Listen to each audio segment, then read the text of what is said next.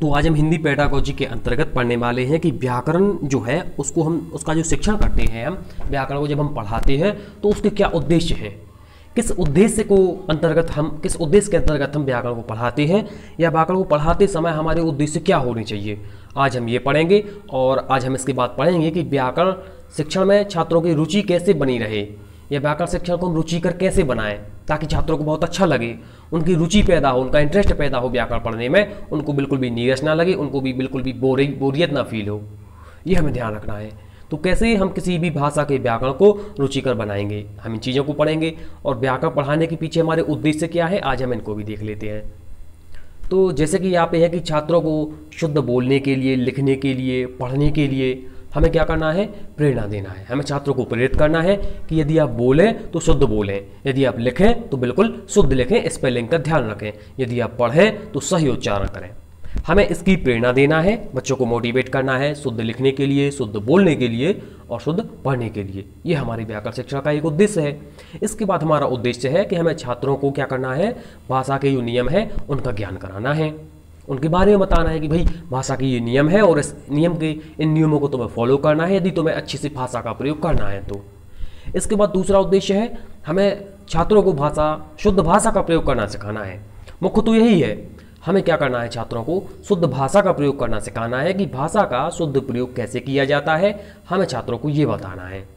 और ये प्रश्न आपके एग्जाम में भी आता है, सबसे ज़्यादा यहीं से प्रश्न आता है कि व्याकरण का क्या महत्व है। तो छात्रों को शुद्ध भाषा का प्रयोग करना सिखाना, सही भाषा कैसे यूज करें, शुद्ध भाषा कैसे यूज करें, इसका प्रयोग करना सिखाना ही व्याकरण का मुख्य उद्देश्य है।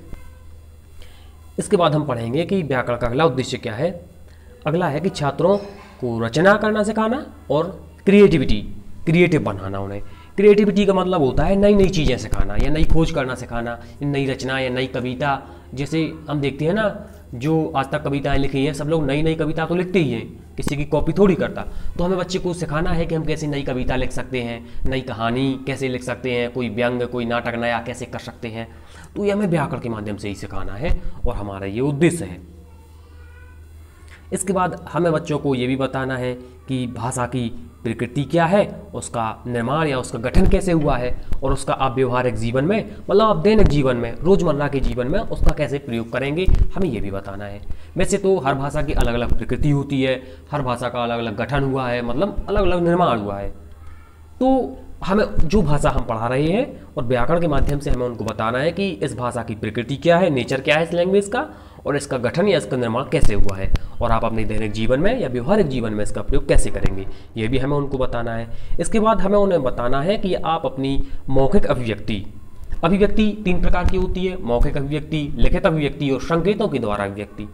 तो विशेष रूप से हमारा उद्देश्य है कि हमें व्याकरण के माध्यम से मौखिक अभिव्यक्ति हेतु जो सभी जगह मान्य भाषा है उसको सिखाना है। ऐसी भाषा जो सभी जगह मान्य है। यदि आप हिंदी का बहुत अच्छी तरीके से प्रयोग करते हैं, सही उच्चारण के साथ, सही वर्तनी का ध्यान रखते हुए, तो आपकी भाषा सब जगह मान्य होगी। तो मौखिक अभिव्यक्ति हेतु हमें सर्वमान्य भाषा सिखाना है। ये हमारे उद्देश्य थे। इसके बाद हमें बच्चों को क्या सिखाना है कि व्याकरण के शिक्षण को रुचिकर कैसे बनाना है, इसके उपाय क्या है। तो हमारे एक टीचर के लिए ये उपाय है कि जब टीचर स्कूल में व्याकरण पढ़ाए तो ना, व्याकरण को पढ़ाते समय उसको रुचिकर कैसे बनाए कि बच्चों को बोरिंग ना लगे व्याकरण, कि सर आपने संज्ञा बता दी, सर्वनाम बता दी, उसी में कन्फ्यूज रहे, उनको अच्छा लगे वो सब्जेक्ट, बोरिंग नहीं लगना चाहिए। तो उसके लिए कुछ प्रयास करने पड़ते हैं। आपको बताता हूँ मैं कौन से प्रयास हैं। जैसे प्रारंभिक जो कक्षाएँ हैं, मतलब प्राइमरी की जो कक्षाएँ हैं, उनमें बच्चों को व्याकरण की व्यवहारिक शिक्षा दी जाए। उनको ये संज्ञा, सर्वनाम, क्रिया, विशेषण, काल ये रटवाए ना जाएं, इनकी परिभाषाएं ना रटवाई जाएं। बस उनको बता दिया जाए कि संज्ञा ये होता है, उसका हम ऐसे प्रयोग करते हैं। उनसे बात करें और बात करते समय बताएं कि तुमने ना ये वाक्य बोला, ये संज्ञा है, तुमने ना ये वाक्य बोला, ये क्रिया है। ऐसे उनको पढ़ाना है। उनको परिभाषाएं नहीं रटानी, उनको उदाहरण नहीं रटाने, उनको व्यवहारिक व्याकरण की शिक्षा देना है। कि जैसे हम उनसे बातचीत करें या वो अपने घर में बातचीत करें तो हमें बताना है कि देखो ये शब्द संज्ञा है, ये विशेषण है, ये क्रिया होती है। ऐसे पढ़ाना है। उन्हें नियम नहीं रटवाने हमें बच्चों को, क्योंकि छोटे बच्चे हैं तो नियम रट नहीं पाएंगे। और इसके बाद एक और है कि व्याकरण की यदि हमें शिक्षा देना है तो सबसे अच्छी विधि भाषा संसर्ग विधि है। इसके बारे में अगली वीडियो होगी जिसमें हम बताएंगे कि भाषा संसर्ग विधि क्या है। तो हमें छोटे बच्चों के लिए व्याकरण पढ़ाते समय क्या ध्यान रखना है कि उनको हमें व्याकरण की व्यवहारिक शिक्षा देना है, ना कि उन्हें हमें नियम रटवाना है, ना कि परिभाषा याद करवानी है।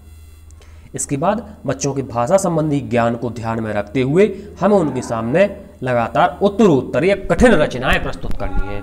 हमें क्या करना है? तो ना हमें बच्चों को भाषा का ज्ञान कराते समय ये ध्यान रखना है कि उनका लेवल क्या है, और उस लेवल को ध्यान में रखते हुए उनके सामने हमें कठिन कठिन रचनाएं प्रस्तुत करनी है। उत्तरोत्तर का मतलब होता है लगातार, लगातार उनके सामने हमें कठिन रचनाएं रखनी है, ताकि उनकी भाषा का अच्छे से विकास हो और व्याकरण उनको अच्छी तरीके से मदद करे, वो अच्छे से भाषा प्रयोग करना सीख जाए।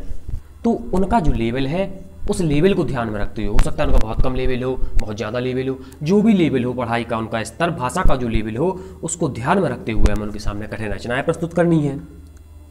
लेकिन कठिन रचनाएं प्रस्तुत करते समय लेवल का जरूर ध्यान रखें, नहीं तो उसको बहुत ज़्यादा कठिन लग जाएगी यदि चीज़ें, तो फिर वो कुछ नहीं सीखेगा। तो उसका लेवल का ध्यान जरूर रखना है। इसके बाद है कि व्याकरण शिक्षा को दृश्य, श्रव्य और अन्य शिक्षक सहायक सामग्री के प्रयोग से हमें रोचक बनाना है। रोचक मतलब इंटरेस्टिंग बनाना है।